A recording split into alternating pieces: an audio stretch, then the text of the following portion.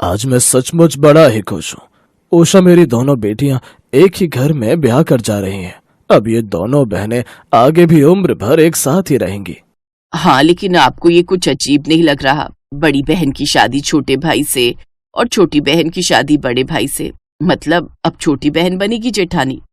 इसमें क्या अजीब उषा, बच्चों की पसंद है, और जो बच्चों की पसंद वही माँ बाप की। और वैसे भी कुंडली भी छोटे से बड़े की मिली है। अब तुम ये सब भूल जाओ और शादी की तैयारियों में लग जाओ।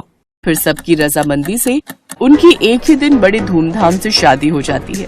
पूनम का पति दीपक और छोटी बहन का पति नीरज होता है, लेकिन पूनम थोड़ी आलसी थी। वो शादी से पहले भी ज्यादातर अपना हर काम अपनी छोटी बहन पर डाल देती थी, लेकिन यही आदत वो ससुराल में आकर भी रखती है।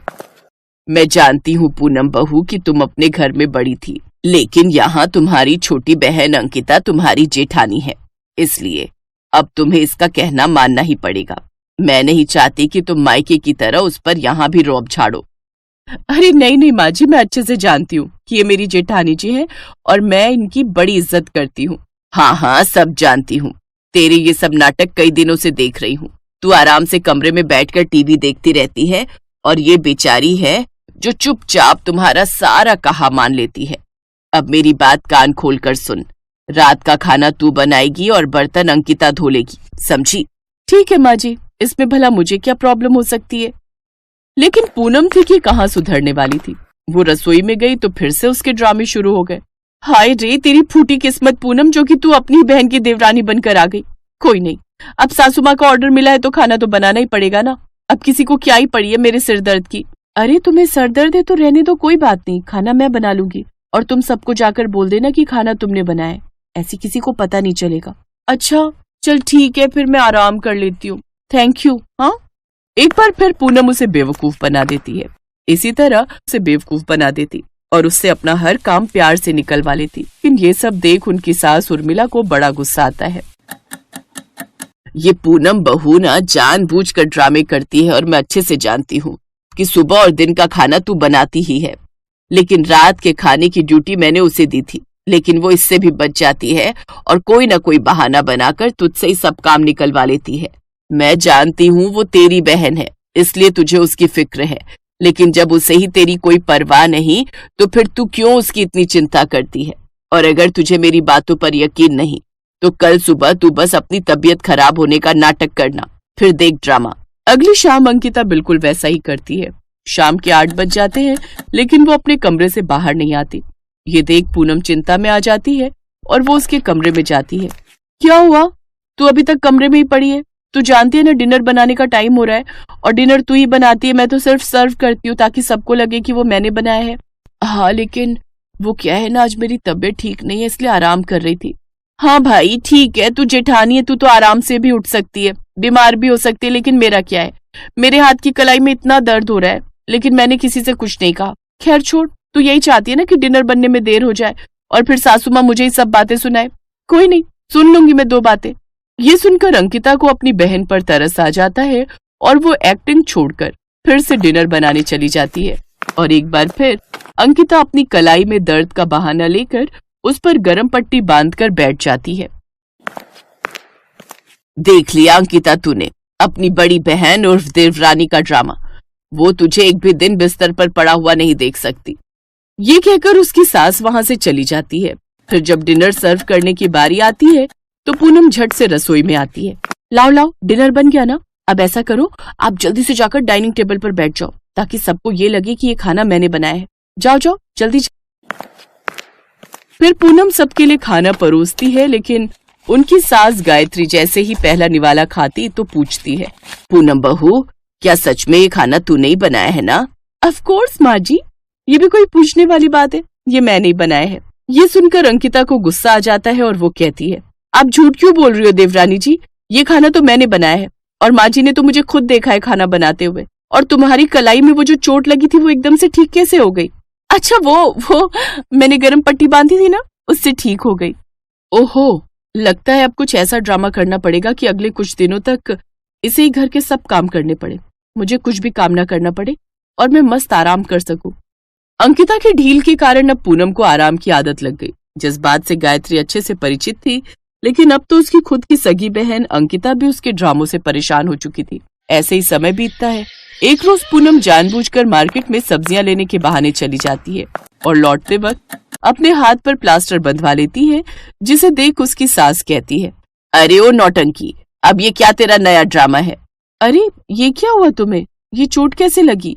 अब क्या ही बताऊं जेठानी जी, मैं रास्ते से सब्जी लेने बाजार जा रही थी कि पीछे से एक ऑटो वाला मारकर चला गया और हाथ में ये फ्रैक्चर आ गया। डॉक्टर ने कहा है अब कम से कम 15-20 दिन तक आराम करना होगा। उफ, बहुत दर्द हो रहा है। ये कहकर पूनम रोते हुए अपने कमरे में चली जाती है। अच्छे से जानती हूँ मैं, इसे घर का काम ना करना पड़े इसलिए नकली प्लास्टर चढ़वा कर आ गई। माँ जी उन्हें सच में लगी है, वो मुझसे इतना बड़ा झूठ नहीं बोलेगी। आहा, कितना मजा आ रहा है, अब तो मैं कई दिनों तक आराम करूंगी। अंकिता जब पूनम के कमरे के बाहर से गुजर रही होती है तो वो पूनम को दोनों हाथ उठाए नाचते हुए देख लेती है। हे भगवान, इतना बड़ा झूठ, इसने फिर से मुझे धोखा दिया। तभी गायत्री भी वहाँ आ जाती है और वो भी उसे देख लेती है और गुस्से में उसके कमरे में जाती है। अरे ओ ड्रामेबाज औरत, अगर इतनी ही मेहनत तू काम में कर लेती तो तेरी बहन को भी थोड़ा आराम मिल जाता। उन दोनों को यूं अचानक देख पूनम घबरा जाती है। अब अरे आप दोनों यहाँ, वो मैं ना हाथ की एक्सरसाइज कर रही थी, वो डॉक्टर ने बोला था। डॉक्टर ने ये भी बोला है कि तेरा हाथ काटना पड़ेगा। छी, मुझे तो तुझे अपनी बहन कहते हुए भी शर्म आती है। मैंने तेरे लिए कितना कुछ किया और एक तू है जो मुझे बचपन से आज तक बस धोखे पर धोखा देती रही। मुझे माफ कर दो, मैंने ये सब काम से बचने के लिए नाटक किया था। मेरी बहन तू भी मुझे माफ कर दे, अब से मैं कभी ऐसे ड्रामे नहीं करूंगी। मैं तुझे अब एक ही शर्त पर माफ करूंगी, अगले 3 महीनों तक घर के सब काम तू अकेले ही करेगी और मैं और माँ जी अब सिर्फ आराम करेंगी। अपनी छोटी बहन और जेठानी जी की बात मानने के अलावा अब उसके पास और कोई चारा भी नहीं था। उसने उन दोनों की बात मान ली और अब अगले 3 महीने तक जहां अंकिता सिर्फ आराम करती है तो वहीं पूनम घर के सब काम अकेले ही करती है और उस दिन के बाद वो अब कोई ड्रामे नहीं करती।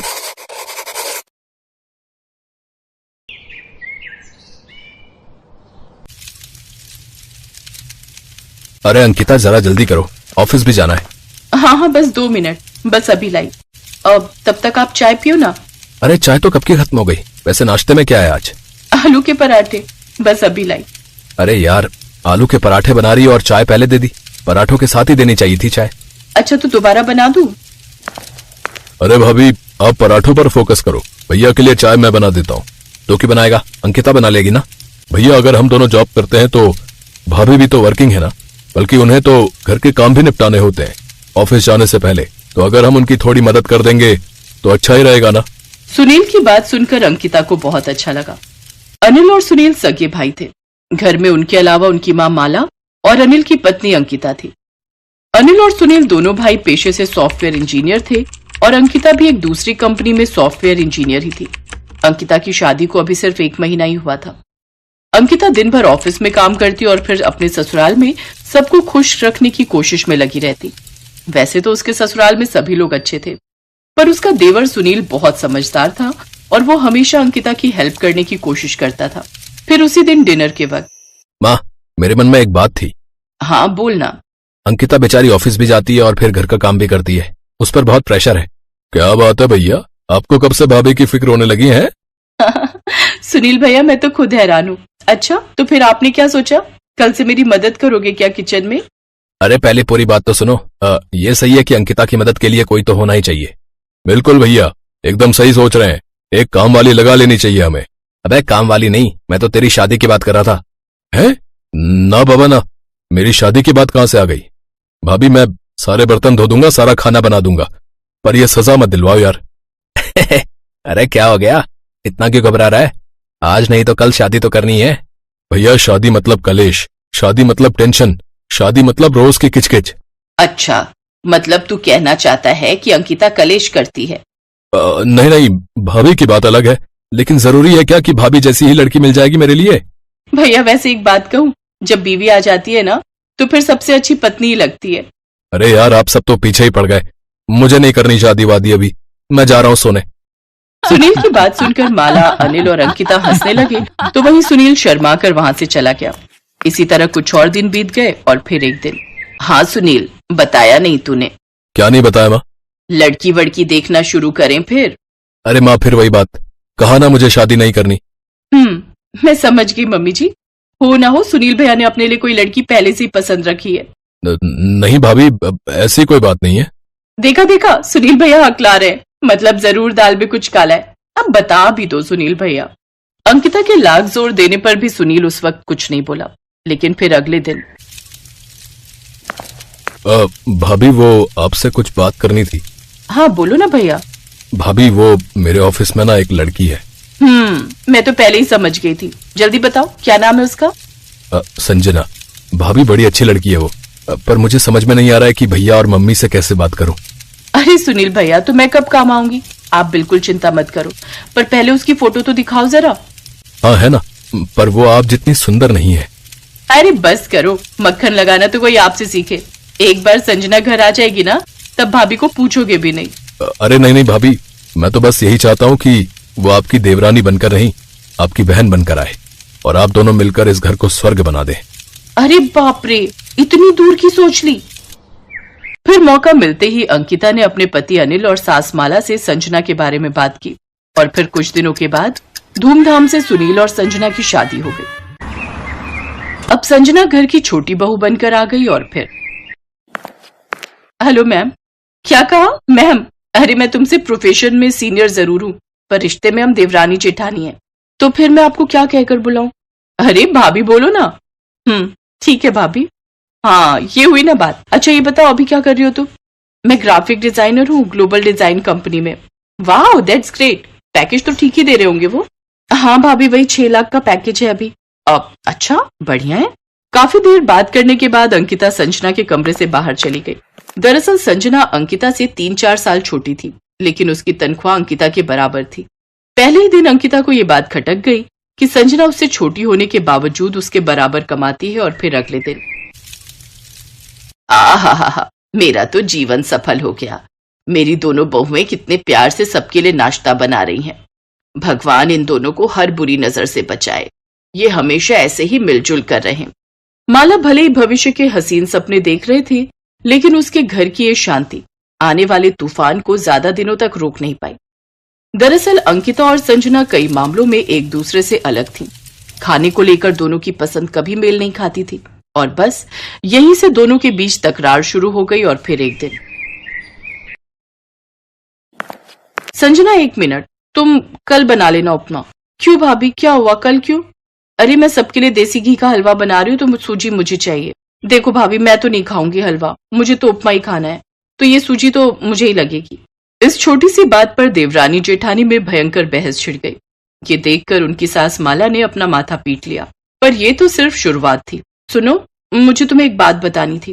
देखो भाभी की बुराई के अलावा कुछ कहना हो तो बताओ। वैसी कोई बात नहीं है, एक्चुअली मैं जॉब चेंज कर रही हूँ। क्यों? कहाँ? क्रिएटिव ऐप में। वहां से ऑफर था तो मैंने ओके कर दिया। क्या कहा? क्रिएटिव ऐप पर? वहां तो अंकिता भाभी। हाँ, तो वो क्या उस कंपनी की मालकिन है? मुझे अच्छा ऑफर मिला तो मैंने हाँ कर दी। परसों ज्वाइनिंग है मेरी। अच्छा, हे भगवान, पता नहीं अब क्या होगा। संजना और अंकिता की घर में बिल्कुल नहीं पड़ती थी और अब तो उन दोनों का ऑफिस भी एक ही हो गया था। 2 दिन बाद जब संजना अपने नए ऑफिस पहुंची तो उसे वहां देखकर अंकिता हैरान रह गई। उसने संजना के गले में जैसे ही कंपनी का आई कार्ड देखा तो वो भड़कती हुई सीधे अपने बॉस जॉन के केबिन में जा पहुंची। सर ये सब क्या है? क्या हुआ अंकिता? ये इस लड़की को यहाँ किसने जॉब दी? किसे? संजना को?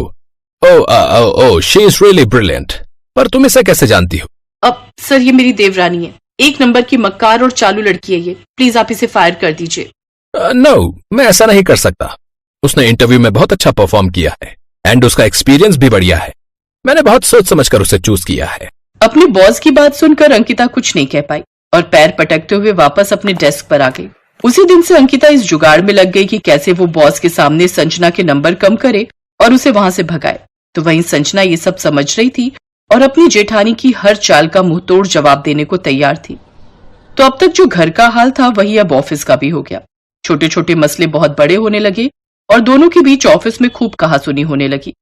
और फिर एक दिन, अंकिता, संजना, मैंने तुम दोनों को एक साथ एक नए प्रोजेक्ट के बारे में डिस्कस करने के लिए बुलाया है। क्लाइंट को सबसे बेहतरीन ऐप चाहिए, उसके लिए कुछ सैंपल्स भेजने हैं। तो मैंने इस काम के लिए टोटल 4 टीमें बनाई हैं और उन्हीं में से एक है तुम दोनों की टीम। जानता हूं तुम दोनों एक दूसरे को पसंद नहीं करती, लेकिन अपनी इस लड़ाई को तुम दोनों अपने घर तक ही रखो तो बेहतर होगा। मुझे 3 दिन के अंदर ऐप का पूरा डिजाइन चाहिए, तो या तो मिलकर बढ़िया काम करो या फिर दोनों एक साथ रिजाइन कर दो। बॉस का ये फैसला ना तो संजना को मंजूर था और ना ही अंकिता को, लेकिन दोनों में से किसी को भी अपनी नौकरी भी नहीं गंवानी थी। काफी देर तक आमने सामने दोनों चुपचाप बैठी रही, जबकि दूसरी टीमें अपना काम शुरू भी कर चुकी थी।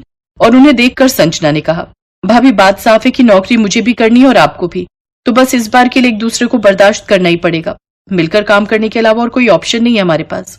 पर बॉस मैं ही रहूंगी। हाँ ठीक है, तो अब जब आप ही बॉस बन ही रही हो तो फिर बताओ कैसे शुरू करें। बिना मन के अंकिता और संजना को हाथ मिलाना पड़ा, लेकिन दोनों की ये मजबूरी कब खुशी में बदल गई दोनों को खुद पता नहीं चला। दरअसल प्रोफेशनली दोनों ही बहुत काबिल थी और दोनों ने जब आपसी मतभेदों को साइड करके एक साथ काम पर फोकस किया तो वाकई दोनों ने कमाल कर दिखाया और उनकी ऐप का डिजाइन कंपनी के क्लाइंट को बहुत पसंद आया। और फिर dear all, please clap for Ankita and Sanjana. इनकी वजह से इतनी बड़ी डील हमें मिल गई और इसीलिए ये दोनों इंक्रीमेंट के हकदार हैं। Well done both of you, please clap for them. ये देखकर संजना और अंकिता बहुत खुश हुई और फिर थोड़ी देर बाद उनकी डेस्क पर, वैसे भाभी हम घर में भी एक टीम की तरह काम कर सकते हैं। हाँ सोच तो मैं भी यही रही थी, ऐसा करेंगे सारा काम बांट लेंगे जैसे यहाँ किया था, और एक दिन तुम्हारी पसंद का खाना बना लेंगे और एक दिन मेरी चॉइस का। हाँ ये ठीक रहेगा। इसके बाद से देवरानी जेठानी के झगड़े का हो गया दी एंड, क्योंकि साथ में बिना झगड़े कैसे काम करना है ये उन दोनों ने सीख लिया था। और इसी के साथ ऑफिस के बाद अब घर में अंकिता और संजना एक टीम में हो गई। और ये देखकर, क्यों रे सुनील, ये कौन से बाबा हैं जिन्होंने ये चमत्कार कर दिखाया? अरे मैं सुना है बहुत पहुंचे हुए बाबा है। हाँ, जय हो बॉस बाबा की। क्यों भैया?